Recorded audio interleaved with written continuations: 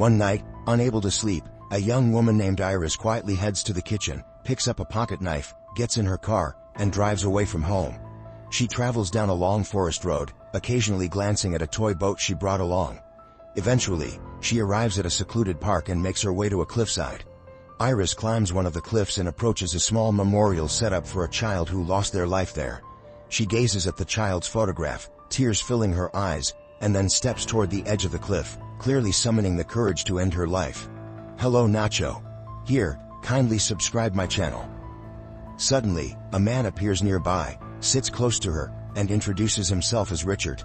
He begins to ask her about the tragedy, explaining that he came here to find solitude and needs her to hear his story. Richard shares that he once had a car and a girlfriend, Chloe, who he adored. But one day, he crashed the car into a brick wall, and tragically, Chloe didn't survive.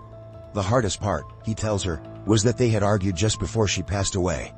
Gradually, Iris begins to listen and even offers some comforting words, but Richard responds with a scowl, saying, everyone around him said the same thing. After the accident, he was paralyzed for almost 3 months, living with the help of machines, and all his visitors irritated him with their sympathy. After hearing him out, Iris suddenly shares that her husband had carved their names into a tree while their son was searching for sticks to roast marshmallows. Meanwhile, she was gathering flowers and didn't see their son fall from a height. Now she doesn't understand how to live anymore. It's as if she's broken. Richard suddenly says that being broken doesn't mean being hopeless, and he stands up, preparing to leave. Unexpectedly, Iris realizes she no longer wants to jump and follows him down the trail toward the cars they had left at the park's entrance. But when she tries to get into her own car, it turns out that Richard has parked too close, blocking her in. Only then, as if realizing it himself, he walks around her car and suddenly knocks her out with a stun gun. She regains consciousness, bound in the back seat of Richard's car. Panic overtakes her, and upon hearing her quickened breathing, Richard realizes she's awake.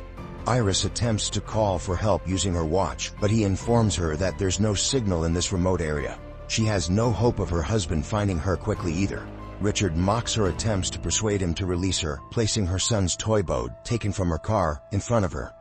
This reminds Iris of her pocket knife.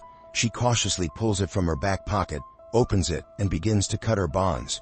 To keep Richard from hearing, she starts a conversation about his family, but he shifts the topic to her deceased son, forcing her to continue talking. However, Richard doesn't fall for her tricks, stating his intention to take her to his cabin in the woods, where he plans to braid her hair. But as she frees herself, Iris crushes these dreams with a stab. The blow only grazes him, and uninjured, Richard loses control of the car, crashing it into a tree and hitting his head.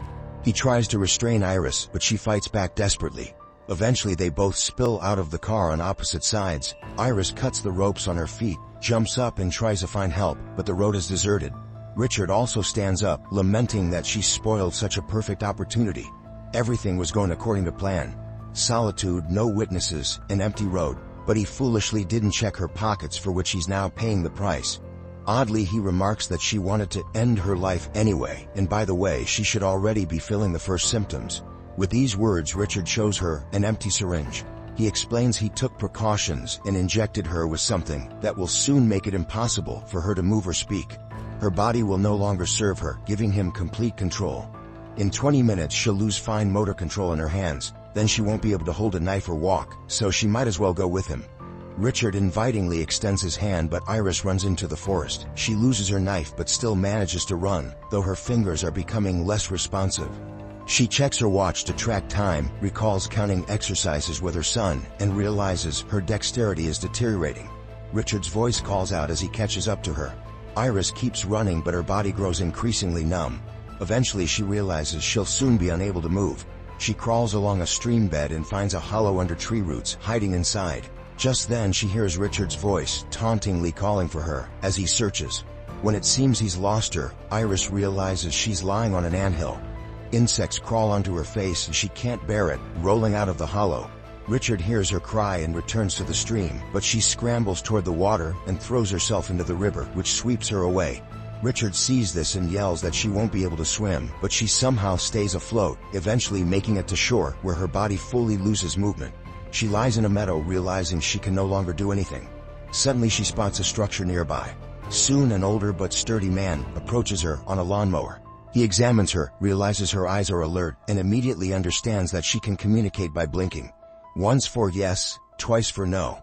Iris signals that she isn't injured but needs help. The man heads off to fetch a wheelbarrow, and lying on the grass, Iris suddenly notices the beauty around her. The sun, the clear sky with the fading trail of an airplane, the greenery, in the peace.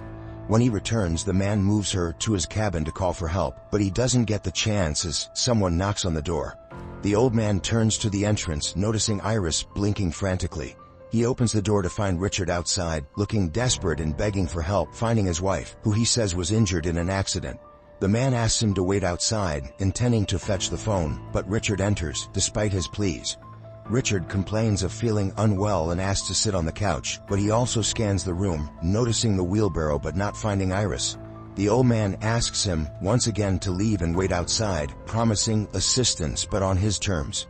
Richard claims he lost his phone in the accident, so the man offers to bring his phone outside for him. He plans to inform the rescuers that someone has broken into his house. At this, Richard breaks down, and the man, feeling pity, asks what truly happened. Richard claims his wife is mentally ill, that he protects her as best he can, and fears she'll be institutionalized if the police find her this time. He says he loves her dearly, and blames himself for allowing her to drive, which she wanted so badly. However, he supposedly lost his temper over one of her maneuvers, causing her to lose control and crash. He fainted, and when he regained consciousness, she was gone. He fears she might go catatonic and be unable to move or speak. As Richard talks about his love, the man glances at Iris, lying under the couch, unsure who's truly in danger. Seeing Richard's desperate expression, the man recalls his own wife, who often fussed over his health at the expense of her own, ultimately ignoring her own symptoms and leaving him alone. He decides to tell the truth, even admitting he hasn't been entirely honest, but then Richard's phone rings, revealing his deceit. The man once again demands he leave. Dropping his pretense, Richard asks why the man's wheelbarrow's in the kitchen. The old man admits he indeed found a woman and hid her in his shed, asking them both to leave and promising to forget the incident. Richard goes toward the shed, first snatching the man's phone. The old man pretends to comply but then shoves him. Richard falls and a cabinet topples onto him, allowing the man to grab his phone and dial emergency services. But Richard attacks him, and they struggle, ending with the old man victorious. Richard finds a knife though, and stabs him. Iris watches the old man die, helpless. Meanwhile, Richard retrieves a gasoline canister from the shed and begins dousing the furniture. Just then, Iris manages to tap a finger on the floor. Richard sets the house ablaze and steps outside as Iris reaches a blind cord. Now seated in the old man's truck, Richard notices the blinds moving and realizes where Iris is hidden. He pulls her from the burning house, placing her in the truck's front seat. As they drive away, he berates her for making him kill the old man. He'd never killed a man before. Unexpectedly, his phone rings. He puts it on speaker, and Iris hears his daughter's voice, announcing that she and her mom are coming up to the cabin in the mountains since he's been leaving too often, and they miss him. Richard feigns excitement and asks them to bring everything for a picnic, though Iris notices how enraged he seems, nearly causing an accident with an oncoming bus. Later, Richard realizes they're low on gas and has to stop at a station. Nearby, an ambulance rushes by, and smoke rises over the hill where the old man's house burned. Richard places a cap on Iris's head and leaves to pay for the gas. Iris tries to signal for help, but her body won't fully cooperate. Still, she manages to unfasten her seatbelt, turn toward the window, and drop the cap from her head. Suddenly, a child's face appears at the window, staring intently at her. Before Iris can make any noticeable sign, Richard reappears, and the boy's mother arrives, sensing something is wrong, but unable to pinpoint it. She takes the boy away but glances back at Iris several times. Richard gets back in, floors the gas, and they soon arrive at the site of his original crash, where his damaged car still stands. Richard changes into new clothes and begins repairing his car. Meanwhile, Iris's fingers are slowly regaining movement. She flexes them just as a highway patrol car pulls up nearby. A concerned woman from the gas station had called, describing a vehicle matching Richard's license plate. Richard attempts to dismiss the officer's questions, but it's clear the officer is suspicious. Noticing a strange truck in Richard's bruised face, the officer grows wary. In that moment, Iris manages to crack the window slightly, prompting the officer to take a closer look. Richard tries to pass Iris off as his wife, a woman deeply affected by the loss of their child, who's now struggling with alcohol. He uses her son's real name and recounts the actual story of the boy's death, causing Iris to tear up. Seeing her distress, the officer almost believes Richard's story, but Iris manages to whisper, "Help," and the sight of zip ties and a filled syringe in the truck convinces the officer that something illegal is happening. He reaches for his weapon, but Richard strikes first, hitting him with a metal chain, then beating him to death. He loads the officer's body into the patrol car and sets it on fire. Driving away from the scene, Richard blames Iris for the officer's death, claiming it's all her fault. Now able to speak, Iris retorts, saying that his mental state is to blame. She recalls his story about the hospital and hints that his mind fractured back then. Richard pulls the vehicle over and explains that when he saw his girlfriend's broken neck, he gained a sense of clarity, realizing his purpose. He thanks her death for granting him this mission from God. Iris reminds him of his family, pointing out how much he loves them, and reasons that this has to end. She proposes he just let her go. She knows nothing about his true identity or background, which means he won't be caught, but Richard changes course, taking her to a nearby lake. He stops at the shore, and Iris manages to grab a syringe, even pricking his leg with it, but she lacks the strength to push the plunger. Richard laughs at her weakened state, and Iris suddenly recalls that earlier that morning, she had wanted to die.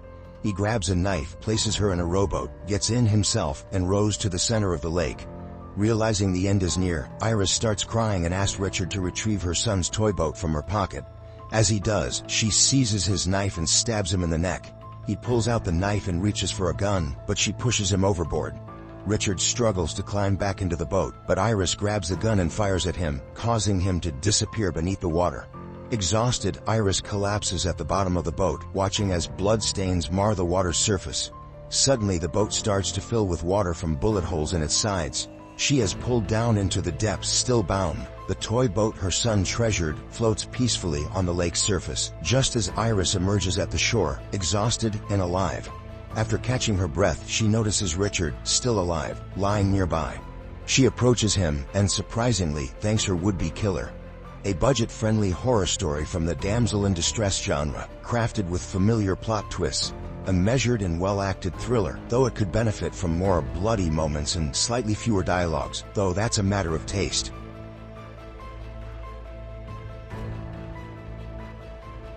Thanks for watching Nacho's Movie Recaps. If you enjoyed this video, like, subscribe, and hit the bell for updates. Share your thoughts or requests in the comments below. See you next time.